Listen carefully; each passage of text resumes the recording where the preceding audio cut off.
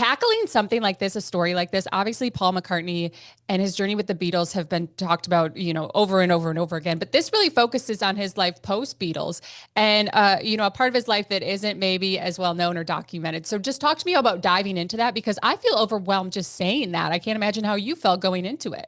Yeah, and when you're doing something like making a film about Paul McCartney, it feels like you're writing a draft of history. I mean, this is something that's important. I've been reading and watching documentaries about the Beatles my whole life. But I knew that this chapter was actually one that hadn't really been told.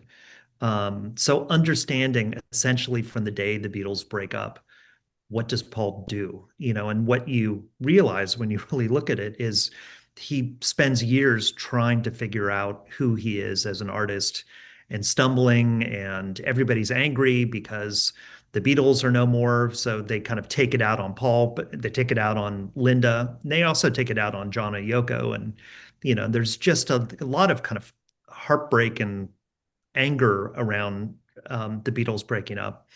And it was just very painful. And Paul really stumbles in a way.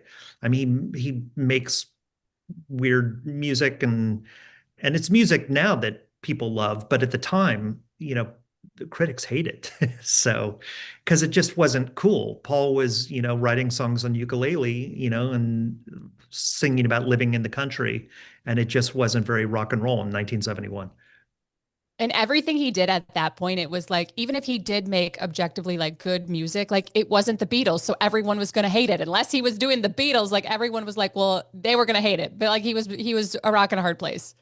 Yeah, and even Paul reminded me that look, people thought the White Album wasn't as good as Sergeant Pepper. So, people always tend to kind of forget that not everything is always received as well as it was. And this album like Ram, which is his kind of second solo record, critics hated that record, and now many people consider it one of the greatest albums ever made. So, I think that Paul's issue is that he writes music that is timeless. And so it needs to lose its context. It doesn't matter when it was made. It's music we can still listen to. I think the good thing about this story that you're telling is that we see someone who's at the pinnacle, who's achieved so much, who's done so much, like the ultimate, like one of the most famous bands of all time. And yet we see like a lot of hurt come from that once it ends and a lot of like trying to, as you said, find himself. And so there's a lot of emotional parts to that. How much care did you keep in your heart with that, knowing that some of this was going to be really emotional for the subject to unearth? I mean, in a way, the story is Paul's emotional journey, more than what albums he did. He as a character, dealing with the breakup of the Beatles, but then, all the things that happened in the early 70s. I mean, he ends up having to sue his former band members to get out of his contract. It's the only way he can do it.